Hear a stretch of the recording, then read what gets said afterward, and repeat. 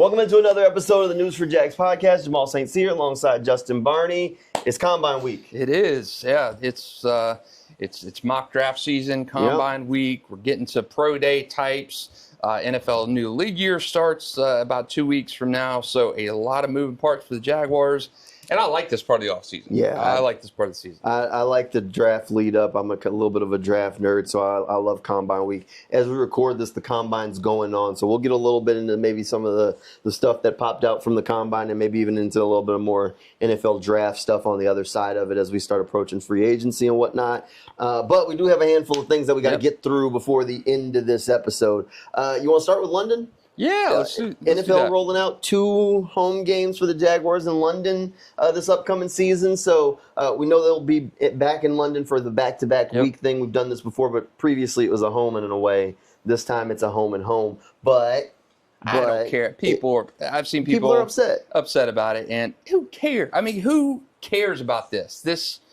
I mean, to your point yesterday, you did the social media kind of walk and talk after that about this is going to replace a 2030 game. That's the thing. Right? That's the 2030 international game. Yeah. So Jacksonville's getting that one out of the way before that. So who cares? It is what it is. Now, if this was a normal season, remember back in 2021-ish, I think, 2020 when COVID was happening, Shad Khan was moving 2 home games to London when it was not even required for that. Remember the uproar about Jacksonville losing a second home game? There's no stadium construction going on, right? And Shad couldn't understand why fans were upset. You know, the viability, and it helps the franchise out so much. But people were so upset about Jacksonville, again, no stadium issues at the time, losing 2 home games. Now you're getting 6 regular season games now instead of 8. Who cares? You're going to be in a construction zone. New capacities 42,000 and change.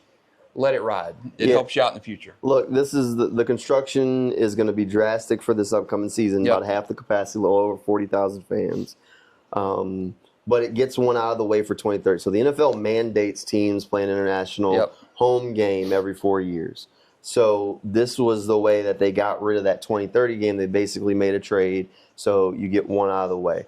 Back when you were referencing when he was trying to add the additional home game, this is what I found. So Mark Lampin did a little bit of a press conference stadium construction update. They're 15% of the way through with the construction. But I found this interesting because he said somebody asked him about the profitability of the London game, because back then that one London game made up about 11% of the Jaguars' profits for the season, their operating costs and whatnot. 11% from a single game. So any business person will tell you, if you can do 2, it stands to reason. Maybe you get the, that's a huge lift. So I could understand at least the thought process from a simple dollars and cents standpoint at the time. But Mark Lampin pointed out during this press conference when somebody asked him that the London game doesn't make up nearly that much of the Jaguars' operating costs or budget anymore because they've done so much work. Jaguars fans have showed up in such force over the past few years, and they've really created that sustainability in Jacksonville where they don't need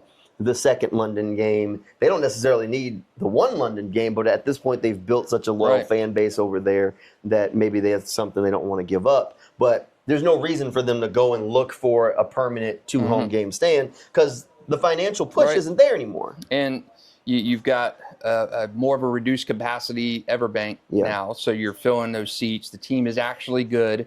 Back in 2020, 2021, Jags are doing terrible. Yes. You're coming off back-to-back first-round, number 1 overall picks Couldn't in the draft. give the tickets away. And it's different. At least this year it was different. You get a home playoff game, robust crowds for like Monday Night Football and stuff. So I get why people are upset about this. But on the flip side of this, you could have had a situation where Jags were playing away 2 years instead of just 1 season. Absolutely. And you're losing all of those games. So the sacrifice to be made, less capacity, losing an extra home game to London, who cares? It's a trade-off. You're still going to be able to see the Jags, whatever game it may be. Who knows what games will go to London. But if you're going to say, hey, I'm going to lose a Texans game where I could have gone to Houston, okay, I understand you being upset about that. A game you could have traveled to. But again, I think the trade-off for what Jacksonville is getting in terms of stadium, and you're getting that game from kind of borrowing from the future to satisfy the present. And I think that's a fine trade-off in this situation. I do want to point out, so Mark Lampin does a great job with the Jaguars, but back, I guess this might have been 2020, 2019-ish, whatever, when all of this uproar was happening. I remember talking to him, and we were talking about the sustainability of the Jaguars because he had made some comments that were really inflammatory, and it was towards the London stuff, so he ends up doing these interviews to try and like answer some of these questions. And I remember going over to the stadium and interviewing, and one of the questions I asked him was,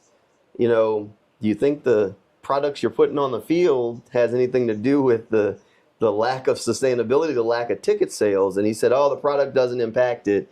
It has nothing to do with it. And then fast forward to just this week, he kind of mentioned, hey, the product's on the field. You know, we're able to put together this product, and the fans are really answering the call. And so now, at one point, they were avoiding the fact that the team's awful, but that's why we can't sell tickets. And now they're putting together a really good product, and they're seeing the fans answering the call and realizing that the two kind of go together, you think? You're right. So I did want to point that out. And the other thing would be that don't be surprised about next season. Next season, 2027, they're going to be, it's not official, but more than likely it's Orlando. Yeah, it's they're going to be playing in Orlando for a season. That should be approved in March. But the agreement for the stadium, the part of this whole thing, is that they can play up to 3 home games in London in 2027 while the team would be playing home games in Orlando. Yep. So don't be surprised when the 2027 news comes out that the Jaguars are playing multiple home games again in London. Don't be surprised. Don't be upset, because honestly it's taking games away from Orlando. But at the end of the day, it's kind of one of those means to an ends where they're probably going to do that just to not have to, whether it's because Camping World's going to end up having something else they've already agreed to, or they don't want to just do as many games in Orlando because they worry that, you know, Jaguars fans will get a little antsy that the team's going to stay in Orlando or something. Just don't be surprised. That's coming. If that happens, which it almost definitely will. I agree with you that it will. That's the year where there's 9 home games. Yes. So you'll still get the 6 home games in Orlando, right? Because, I mean, it's the 8-9 in terms of how many games you host flips in year to year. Yeah. Right? So in 26, the even year, it's you host 8 games. The odd years, you'll host 9 games in the regular season. So, again, 3 home games in London will still leave you 6 home games in Orlando. So, again, it's not going to be pleasant. People are, oh, Jags in London. You make a lot of money going over there. I think, and I've said for years, I think what the NFL will ultimately do is have a 17-game schedule of teams in London with teams just filling that each year. And I don't think it's going to I don't think the NFL is going to put a team in London. No. I've thought for years that they are going to play that 17-game schedule. I think they'll fill every week of the regular season with a London game. They do that before they put a permanent team there, and that would have to be an absolute hit for them to ever consider putting a full-time team. That was in the 2010s. That was NFL's going to London. I just don't. I think the ability of them to be able to have a full season over there of teams will still be the best bet to have that on a week-to-week basis, whomever the teams are. And keep in mind, think business standpoint. I want you to look at a map of the United States and think about where NFL teams are located on the map. The Jaguars have one of the smallest, area-wide square mileage footprints of any team because they're so locked between other teams' territories. You're locked to the south with Miami and Tampa. To the north, you have Falcons territory that's already right there.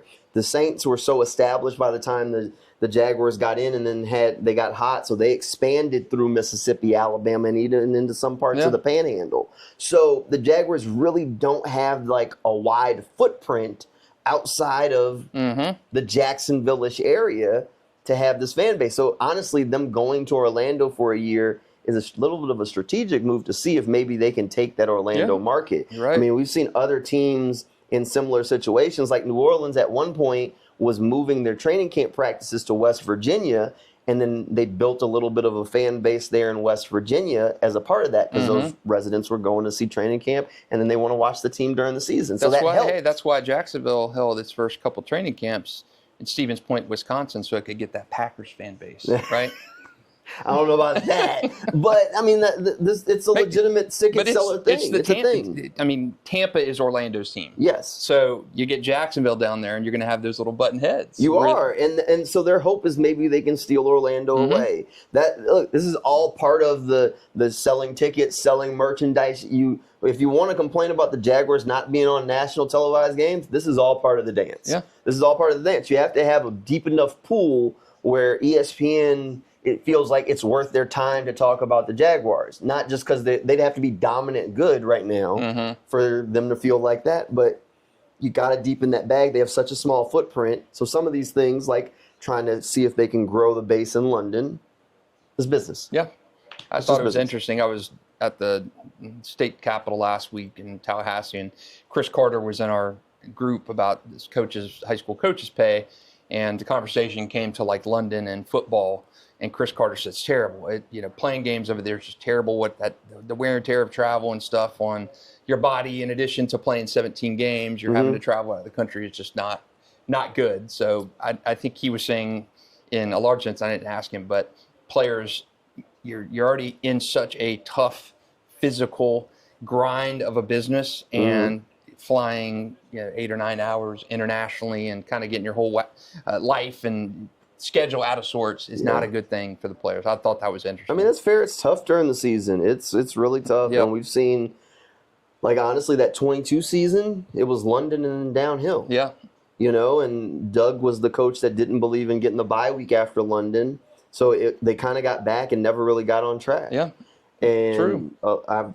I've heard people point toward that trip as like it kind of started to come unraveled, and then people inside the building at the time kind of pointed to that as the moment in hindsight of where it really was like, yeah, they never were able to play catch up after that. It's like, why have the Jaguars been historically so bad on the West Coast? There's something to be said about the travel, and you're going, 4 or 5 hours away. If you're playing a game up in Seattle, that's a lot of traveling. And even though you're flying on a team plane, and it's different. It's tough. Different. Look, it's tough. And the time change, it all makes a difference. Like, the coaches try and make sure that it feels like it's the same time. Where, okay, let's keep the schedule the same way so it feels like a 1 o'clock kick, and blah blah blah. So it's just tough. All right, let's switch gears a little bit. Talk about one of the players. So there's a rumor that's spiraling. A report out of Indianapolis from the Combine. I'm not sure where this outlet is based in, but the trade rumors around Brian Thomas Jr. that maybe the Steelers have inquired about making a move for BT. I believe the report says the Jaguars were talking to the Steelers about it. I don't know if I believe that. I don't know if I believe it, but it's at least out there. We talked about it last time pretty extensively on here. Yeah. Do you believe the Jaguars are a better team with Brian Thomas in the lineup or without Brian in the lineup? And now I think both of us can agree, what Brian are you getting? If you're getting Brian from 2024, stupid question. You know you're a better team with him. If you're getting the Brian from last year, I think it's a fair question to ask. Are you a better team with that version of Brian on the field? So we got 2 sample sizes of Brian Thomas Jr. from his NFL career. One extravagant, the next, what'd you do with the real Brian? That's I do think the question is, and how listless and uninspired he looked last year a lot of times on the field, and health was an issue. I do think it's fair to ask, is he a fit for the system? Is he what Trevor Lawrence needs? They've just not had that rapport. The question is now, do you put a lot of stock into that? It's smokescreen season. It's negotiating season. Do you believe it? I think it's a bogus report. I think it's an absolutely bogus report. I wouldn't put a bit of stock in it. Can we discuss the feasibility of Brian's fit in the offense compared to what they believed he was when this regime got here to what they understand he is now? We can talk that all day long. Can we talk about if there was a move to be made, would it make sense, blah, blah, blah, blah, blah? We can talk about that all day long. First off, I struggle to believe that the Steelers would be the team calling to trade for BT. They don't even have a freaking quarterback. Yeah. Who's throwing the ball to him if you trade for him? And so you figure I don't think I know this. The last time we talked about it, it was the Bills trading Keon Coleman, a first rounder for BTJ. Okay, well, there's a problem with that because you're getting. I don't know if I'm a team if I feel comfortable giving a first round pick based on what we just saw from BTJ. So to me, I think that the richest you get in a trade is probably a second rounder for BTJ at this point. I don't know if you're the Steelers, you're dealing a pick. It's a cost controlled wide receiver for 3 more seasons with a high ceiling. I don't know if I think you can get a first. You think you get a first for BTJ? I think you get a first. After what we saw from him. I think you'd get a first. I don't know. Unless it's a pick in those early to mid 20s. Now Pittsburgh, I think that's they're picking. Where Buffalo was. I think Pittsburgh's picking in that 21. But I'm not dealing him for just a first. Okay. I'm not dealing him for just a first. I was willing to listen to the Bills trade when we talked about it because I was a Keon Coleman believer then, and I fully think that man's been bullied into being a competent NFL player now. So let's say the Steelers throw you pick number, I don't even know what they're picking, 21, something, in addition to somebody else on the team. I mean, that somebody matters. You pull the trigger on? I would need it to be a competent. It has to be a player that I'm going to get out of. Ish type of player. Not saying receiver from Pittsburgh, but let's say somebody from Pittsburgh that didn't go in front of your face, whomever it is, a guy who kind of fell out of favor like Keon Coleman did, and a first round pick for BTJ. If it's at a position of need, I'd be willing to listen. I might be interested if it's a player I think I can get out of that fits. All right. Joey and Porter? Can help. Joey Porter Jr.? Joey Porter Jr. has been great. Absolutely. If they give me a first and Joey Porter Jr., run it in. Joey Porter Jr. and a second or a third. Now that's a little bit harder. I mean, if it's Joey Porter Jr., who's been pretty good at corner. Crazy position of need. He and Travis and Jordan Lewis now in that secondary. I'd have to look up his contract situation. I don't know if he just got his deal. Or if he may be in line for a new deal. He might be. That's what I think he is. I think he's in line for the new deal. So for me, I would back off from that because I don't want to rush to have to pay a guy quicker than I have to because the Jaguars are in a contract, in a salary cap situation already. And they already have a guy with question marks about having to pay that there are rumors about that we can actually talk about. Now, Travon Walker, there's at least one report from, I think it's Charlie Campbell, who hasn't been the best track record, but he sent out that the Jaguars and Travon or the Jaguars are planning on trying to give Travon an extension this offseason, which is interesting to me for the most part, because if I'm Travon's agent and I'm Travon, ain't no way I'm signing an extension this offseason. I'm not taking. I don't care what you call with. I'm not taking it because you're not calling with the money that he's going to be looking at. Coming off of a 3.5 sack season, right? You're paying. They're trying to lowball you, right? I mean, if I'm James Gladstone, absolutely, I come with an offer, right? But if you're Travon's agent, your job is to represent your guy. Let's say I come to you with something like 25 per. 4 years, $100 million. You taking it? I mean, that's a lot of money. That's a lot of money, and Travon. But has he been good enough for that type of contract? That's the other discussion. But 25 per is a bargain when you start talking about edge contracts. I don't pay Travon that much. I mean, I'm just saying. Seeing what we've seen from Travon, I still need to see more from him. I mean, that's fair. Look, that's a tough spot. And it's like Josh Allen. Again, you're not paying him. That is kind of the risk. I mean, Josh Allen, up until that point, when they kept tagging him and kind of kept pushing that extension off, he responds with a contract year, unbelievable year. And kind of comes back and didn't have as good of a season. Travon had rookie year had 2 really good years, and then last year was. It was injuries. Last year he was injured. He was hurt. Yeah. He had the knee injury and the wrist surgery during the middle of the season. Man said that was the most banged up he's been since college. So Devin Lloyd's another one. I ain't paying him. You didn't see enough out of Devin Lloyd to pick up his 5th-year option. I was talking to somebody the other day, and we were talking about, and got to talking about the Bills game. He was blaming a blown coverage on Eric Murray and how Devin Lloyd it wasn't his fault on the Dalton Kincaid touchdown. And I go and pull up the play, and I'm sitting there watching. I'm like, okay, that's fine. It might not be his responsibility, but who in their right mind is looking at the tight end who's staring back at the quarterback, and he does a zone turn and puts his back to the quarterback? And I'm like, I don't care. I can't. It might not have been his responsibility, but you see this man looking this way. No, receivers in the NFL don't just run staring at the quarterback for fun. They don't do that. So, his awareness is zero. I can't pay him. I just can't do it. Yeah, I'm with you. It just reignited the fire of I can't do it. Devin Lloyd to me was great. I mean, second team All-Pro in his fourth season, unreal year, contract year. Sure, showed up when the money was on the line. Showed up when the money was on. But your 3 previous years, your body of work, to me, it's kind of Travon is that same situation. I would feel more comfortable paying Travon than Devin. Travon has a superpower. Yeah, he's good against the run. Yep. Devin's superpower is being out of position. I mean, like, if there's something that's been consistent through Travon's career, he's going to be an extremely impactful run defender.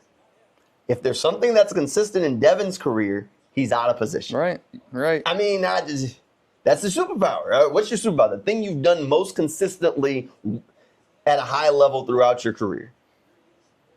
Yeah, Devin Lloyd has been just kind of a guy at times. And again, Travon Walker, your first draft pick overall, you're always going to be compared to the guy who went behind you, Aiden Hutchinson, Travon Walker.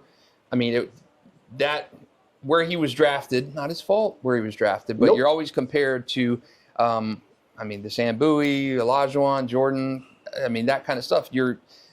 By comparison, Travon, a very good NFL player, absolutely. Is he compared to Aiden Hutchinson in that realm? I mean, Aiden Hutchinson's a marquee player. So did the Jags miss on that pick? Probably, when you could have had Aiden Hutchinson. But can Travon still be an excellent player when he's healthy in this Anthony Campanile defense? Absolutely, I think so. Look, at the end of the day, if James Gladstone and company can get Travon to take an extension this offseason, it is probably a best case scenario. Probably so. Like you're probably giving him a very reasonable comparatively deal because he's coming off of a low season filled with injuries. If Travon's agent signs it, tells him to agree to an extension this offseason, he should fire that man. Absolutely. He should be. I mean, I don't even know who Travon's agent is, but there's no way you should be listening to an offer this offseason coming off of that season. Unless Gladstone's crazy enough to offer Myles Garrett money at you, the Aiden Hutchinson, here's what Aiden signed, here's copy paste. Like, unless he's doing that, you should not listen to a single offer. No. And I don't think James Gladstone is. And I don't think Travon, for one, I don't think he's earned it yet. I think it's been too inconsistent. Yes. Now, him healthy, playing next to hopefully a better defensive line, year 5. Yep. Okay. You gamble on the upside. To me, if I'm Travon, I'm saying I'm betting on myself. That's it. And they're either going to tag me next year and I'm going to get a pay raise regardless, or they're going to sign me to a longer-term extension after I'm coming off a 13-sack season. I'm in the backfield every other play. Yep. That's what I would probably do because, like you said, your point, you're going to probably put something on the table where you're feeling a little bit like Jerry Maguire, where right. Show me the money. Where Rod Tidwell is coming in and you see this disappointing contract. Love that movie. You bet on yourself and then boom, they offer you TV with Roy Firestone on. You present your contract, Roy Firestone, on a SportsCenter episode, and Travon starts crying. But yeah, I think you bet on yourself if you're Travon. I think he's healthier. I mean, last year was the first year of his Jaguars career where he's just not been healthy, and you've seen what he can do when he's been healthy. So I think you're playing next to hopefully better defensive linemen this season, and you're healthy.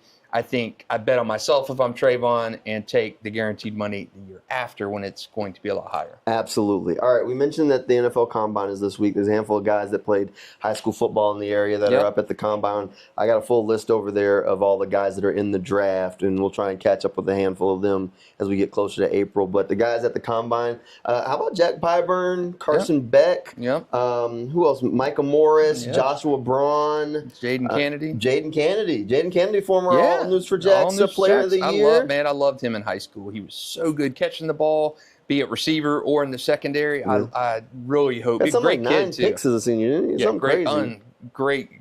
Great kid, great family, and just so good. And he's been a guy that has started at Tulane, Ole Miss, then to Oregon. And has done really, really well. I always think, and you shot this game, I always think of Jack Pyburn. I think of a hit on the St. Augustine running back. It ended up being like our play of the night one. Just demolished the kid in the backfield. I mean. Yeah, knocked him. I think it was Trendo Anderson or maybe Devontae Lyons. I think it was Devontae Lyons. Was it? He knocked him in the next week on that hit. He did. Oh, my goodness. Crushed him. And I can't think of anytime I hear Jack Pyburn's name, that's the first thing that replays in my head. And it was surprising because I was shooting that game and I actually had the shot in focus and I actually Yeah, that was even more surprising than that hit for me. Yeah, that hit. I mean, Pyburn, and Pyburn was an unbelievable wrestler in high school too. Really good wrestler in high school, and cool to see him going. And I remember bowl signing day that year. I think it was Hayden Schwartz and somebody else signing too. Yeah. And Pyburn wasn't going to sign. I remember talking to Matt Tobin, and Tobin said, "Oh, he's really a little bit bummed that he's not signing today with the rest of his guys." So yeah, don't. Try not to make it worse by, asking him questions and stuff like that. And I just thought that was always cool that Pyburn kind of held on and waited to let things play out a little bit more and wound out University of Florida and then LSU. Yeah, it worked out pretty good. I mean, he's at the NFL Combine, so did something right. Did something right. All right, let's wrap it up with this. So it is NFL draft season. Mock drafts are off and rolling. I'm not going to ask you about a player, but let's say a position. Jaguars are on the clock at 56. Is there a position that immediately comes to mind that you say, I don't want at 56? Like, man, just not that guy. Probably not that spot. Probably receiver. Receiver would be mine, and I can make a case for other positions. I mean, if there's a spot that I do want right off the bat at 56, pass rushing defensive tackle, something like that. Something. Defensive line help to help out that secondary and to get guys down, get quarterbacks down in the backfield. I'm gonna say if on the clock, I'm gonna bypass receiver, and if receiver's the highest graded prospect on the board, I'm gonna try to make a call and trade down to that. So I'm with you. Yeah, receiver's the one you don't want. I don't think there's gonna be a defensive. I did a mock draft on Monday, and I took a cornerback, Chris Johnson, out of San Diego State. I just feel like they need help in the secondary. Yeah, you need help in the secondary and on the line. Yeah, you do. And I just don't think there's not many of those defensive tackles that they need. Yeah. There's the other body type, the more Devon Hamilton-shaped guys that are hanging out. So I went corner because I don't think you're getting Buster back. And I really, even if I got Greg Newsome back, do I feel great? No. Okay. And Travis, again, yeah, he's raw, and he's coming off a major knee injury too. So, yeah, Greg Newsome, I mean, he's a depth piece if you bring him back.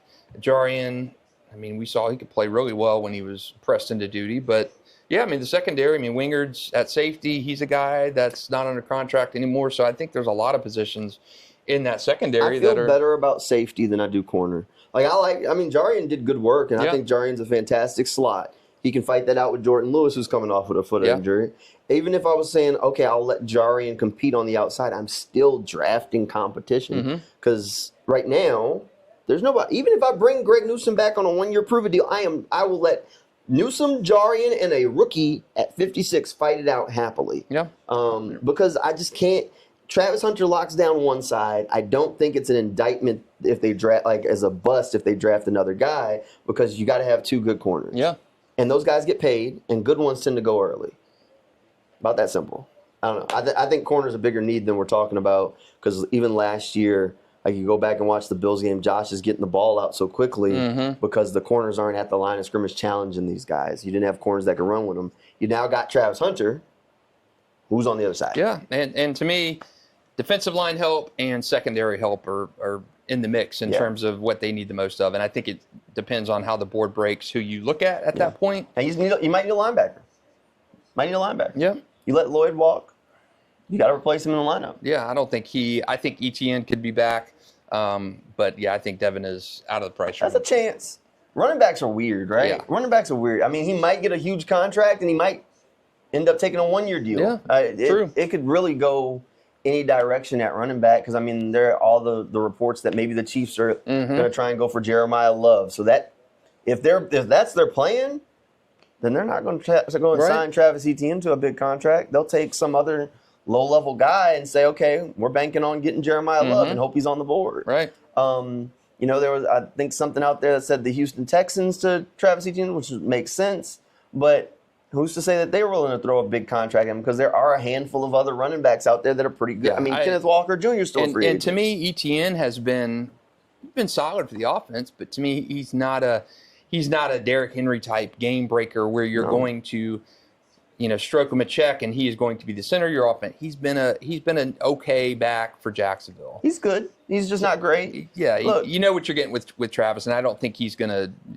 cash in. I would feel perfectly fine if they go into free agency, give me a mid-level veteran that you take a flyer on. Essentially what the Cowboys did with Javonte Williams.